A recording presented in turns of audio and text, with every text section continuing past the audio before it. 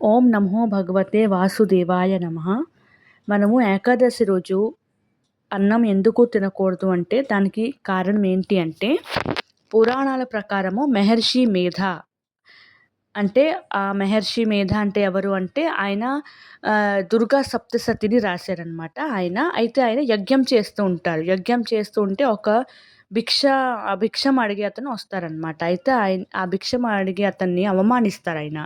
So, అప్పుడు దుర్గాదేవికి చాలా కోపం వచ్చేస్తుందనమాట. అయితే అప్పుడు మహర్షి మేధ ఏమో ఆ అమ్మవారికి క్రోధంతోని అంటే కోపంతోని రక్షించడం కోసము ప్రాయశ్చితం కూడా చెయ్యాలి అనే ఉద్దేశంతోని ఆయన శరీరాన్ని ఆయన వదిలేస్తారనమాట అక్కడ. అయితే ఇంకా ఏం చేస్తారు, భూమిలోకి వెళ్ళిపోతారనమాట. అయితే అప్పుడు అమ్మవారేంటంటే ఆయనకి ఆశీర్వాదం ఇస్తుంది. ఏంటని?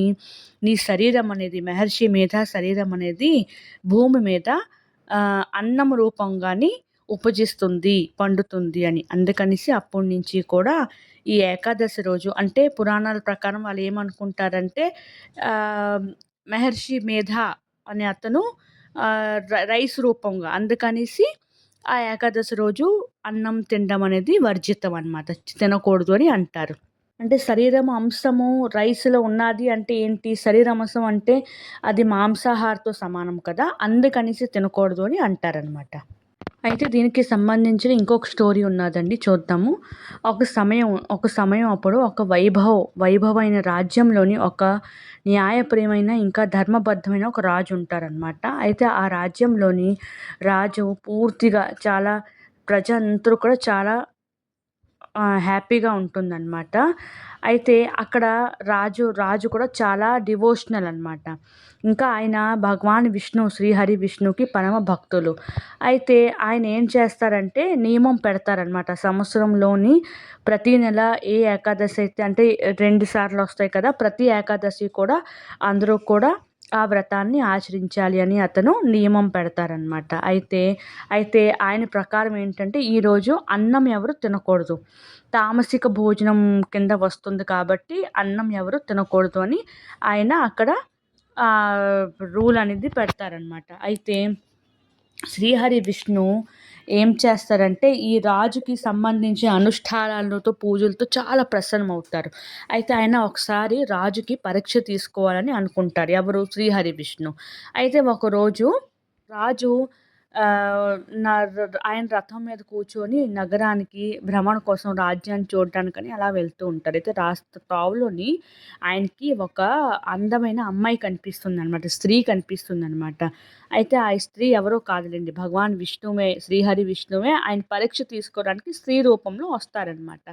అయితే అప్పుడు రాజు ఏం చేస్తారు, ఆ రథాన్ని ఆపేసి ఆ స్త్రీని అడుగుతారనమాట. ఏమని అడుగుతారు? మీరు మా రాజ్యానికి వస్తారా అని ఆ స్త్రీని అడుగుతారనమాట. ఆ అందం చూసి ఆ రాజు ఆ స్త్రీని చూసి మోహితం అయిపోతారనమాట. అందుకని అడుగుతారు. అయితే అప్పుడు ఏం చెప్తుందంటే ఆ స్త్రీ ఏం చెప్తుందంటే, నేను మీతో వస్తాను కానీ నేను మీకు ఏ భోజనం అయితే నేను వండి పెడతానో అది మీరు తినాలి అని చెప్తుందనమాట. అయితే రాజేమో సరే అలాగేనండి అనుకొని ఆ స్త్రీని ఇంటికి ఆ మెహల్ అంటే రాజ్యానికి తీసుకొచ్చేస్తారనమాట. అయితే నెక్స్ట్ రోజు ఏమవుతుందంటే దేవోత్థాన ఏకాదశి అనమాట. అయితే ఇక్కడ దేవోత్థాన ఏకాదశి అంటే ఏంటి? దేవోత్థాన ఏకాదశి అంటేనండి, దేవోత్థాన ఏకాదశి అన్నా, లేపోతే ప్రబోధిని ఏకాదశి అయినా, లేపోతే ఉఠిని ఏకాదశి అన్నా అన్నీ ఒకటేనండి. అయితే ఈరోజు కార్తీక మాసంలోని పక్షమైనప్పుడు శ్రీహరి విష్ణు 4 నెలల తర్వాత అంటే ఆషాఢ మాసంలో ఏకాదశి వస్తుంది కదండీ! అప్పుడు శ్రీహరి విష్ణు నిద్రలోకి వెళ్తారనమాట. యోగ నిద్రలోకి వెళ్తారనమాట. అయితే దాన్ని మనం దేవశయని ఏకాదశి అంటాము. 4 నెలల తర్వాత కార్తీక మాసంలోని వచ్చే శుక్లపక్షంలోని శ్రీహరి విష్ణు యోగ నిద్ర నుంచి లేచుతారనమాట. సో, దాన్ని మనం దేవోత్థాన ఏకాదశి గాని, లేపోతే ప్రబోధిని ఏకాదశి గాని అంటామనమాట. అయితే ఆ నెక్స్ట్ రోజు దేవోత్థాన ఏకాదశి ఉంటుంది. అయితే ప్రజలతో పాటు రాజు కూడా ఈ విశేషమైన రోజు వ్రతం ఆచరిస్తాననమాట. అయితే అప్పుడు రాణి ఏం చేస్తుంది, ఆ స్త్రీ ఏం చేస్తుంది అంటే, స్త్రీ ఎవరో కాదు, శ్రీహరి విష్ణువే స్త్రీ రూపంలో వస్తారనమాట. ఆవిడ రాజు కోసము మాంసాహారము అనేది వండుతారనమాట. మధ్యాహ్నం సమయం అప్పుడు ఈ భోజనాన్ని స్వీకరించండి అని చెప్తుంది. అప్పుడు రాజు ఆ మాంసాహారాన్ని భోజనాన్ని నేను గ్రహించను అని అస్వీకారం చేసేస్తారు. వద్దు అని చెప్పేస్తారు. ఇది ఆలకించి రాణికి చాలా కోపం వస్తుంది. ఆ స్త్రీకి కోపం వస్తుంది. అయితే కోపంలోని ఆయన మీరు నేను ఏది అడిగినా నా మాట వింటారు అని చెప్పారు కదా అని ఆవిడ అడుగుతారనమాట. అయితే మీరు నేను వండే భోజనము మీరు సేవించకపోతే ఈ క్షణమే ఈ మీ యువరాజు అంటే రాజుకి కొడుకు అన్నమాట. యువరాజుకి మృత్యు అంటే చచ్చిపోతాడు అని చెప్తుంది. అయితే అది వినేసి రాజు ఏమో చాలా బాధపడిపోయి దువిధలో పడిపోయి ఏం చేస్తాడు, భార్య దగ్గరికెళ్ళి అడుగుతాడనమాట. నేను ఏం చెయ్యాలి? అప్పుడు రాణి ఏం చెప్తుంది, తన భార్య ఏం చెప్తుంది, మీరు మీ ధర్మాన్ని ఆచరించండి. పుత్రుడు పోయినా పర్వాలేదు, చనిపోయినా పర్వాలేదు. ఇంకో పుత్రుడు మీకు ఇంకో సంతానం లభిస్తుంది.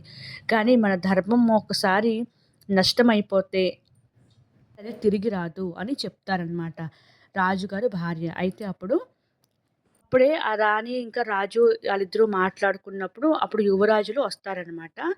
అయితే అప్పుడు వాళ్ళ అమ్మ నాన్న మాట అంటే రాజు రాణి మాట వింటారు. అయితే అప్పుడు యువరాజులు కూడా తండ్రి గారితో ఏం చెప్తారు, తండ్రి గారు నేను నా ప్రాణాన్ని వదలడానికి రెడీగా ఉన్నాను. మీరు మాత్రము మీ ధర్మాన్నే ఆచరించండి అని అంటారు. అయితే ఈ రాజు రాణి ఇద్దరు కూడా ఈ యువరాజు మాట విని భావుకమైపోతారు. అంటే చాలా ఎమోషనల్ అయిపోతారనమాట. అయితే అప్పుడు స్త్రీ రూపంగా ఎవరైతే వచ్చారో శ్రీహరి విష్ణు ఆయన అక్కడ ప్రకటిస్తారు. అంటే దర్శనమిస్తారు. ఇంకా అసలైన రూపంలో వచ్చి ఆయన ముగ్గురిని కూడా దర్శనమిస్తారనమాట. అప్పుడు శ్రీహరి విష్ణు అంటారు, నేను మీ ధర్మము గురించి అంటే పరీక్ష తీసుకుంటున్నాను. ఈ విశేషమైన తిథి రోజు మీరు నా వ్రతాన్ని ఆచరించారు కాబట్టి మీకు పరమలోకంలోని అంటే స్వర్గంలోని నివసించే వైకుంఠంలో నివాసము దొరికే అంటే స్వర్గానికి వెళ్ళే వరం నేను మీకు ప్రసాదిస్తున్నాను అని చెప్తారనమాట. అయితే వెంటనే అప్పుడు రాజుకి అంటే అదే యువరాజుకి ఆ అబ్బాయి ఉంటాడు కదా చిన్న రాజు కొడుకు ఆయనకి రాజతిలకం అనేది జరుగుతుంది. ఇంకా రాజుగారు ఏం చేస్తారంటే ఆ రాజ్యం తాలూకా అధికారాలు కర్తవ్యాలు అన్నీ కూడా ఆ యువరాజుకి ఇచ్చేసి వైకుంఠానికి చేరుకుంటారు శ్రీహరి విష్ణు ఆశీర్వాదం వల్ల. అయితే మన సృష్టిని సృష్టించే బ్రహ్మ కూడా ఏం చెప్పారంటే నారద మునితో చెప్తారు, ఈ ఏకాదశి రోజు ఎవరైతే ఉపవాసం చేస్తారో వాళ్ళు శ్రీహరి విష్ణు ఆశీర్వాదం పొంది మనసు అంటే స్వచ్ఛమైన మనసుతోని శ్రద్ధతోని భక్తితోని ఎవరైతే పూజ చేస్తారో వాళ్ళు వైకుంఠానికి చేరుకుంటారు. అందుకనిసే ఈరోజు మనము రైస్ అంటే బియ్యం అనేది తినమండి. అయితే ఇంకొక కథ ఏంటి అంటేనండి, బ్రహ్మగారు ఉన్నారు కదా, సృష్టికర్త బ్రహ్మగారు ఆయన ఫోర్హెడ్ నుంచి చెమట ఒక చుక్క కారుతుంది కిందకి. అయితే అందులో నుంచి ఒక రాక్షసుడు వస్తాడనమాట. అయితే ఆ రాక్షసుడు ఏమంటాడంటే దేవుణ్ణి ఏమడుగుతారంటే నాకు ఉండడానికి ఒక ఇల్లు కావాలి అని అడుగుతారనమాట. అయితే అప్పుడు బ్రహ్మగారు ఏం చెప్తారంటే ఆ రాక్షసుడిని అది ఆ రోజు ఏకాదశి అనమాట.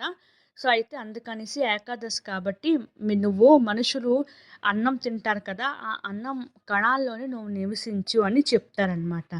అయితే అంటే పురుగుల రూపంలో ఉండు అని చెప్తారనమాట. అందుకనేసి అది ఏకాదశి రోజు అనమాట. ఆ స్టోరీ జరిగింది ఏకాదశి రోజు. అందుకనేసి ఏకాదశి రోజు రైస్ అనేది తినకూడదనమాట. అంటే మనం ఆ రాక్షసుకి సంబంధించిన శాపంతోని విముక్తి పొందాలనే ఉద్దేశంతోని రైస్ అనేది తినరనమాట. ఈ వీడియో మీకు నచ్చినట్టయితే ప్లీజ్ అండి కొంచెం లైక్ చేయండి, షేర్ చేయండి, సబ్స్క్రైబ్ చేయండి. Thank you.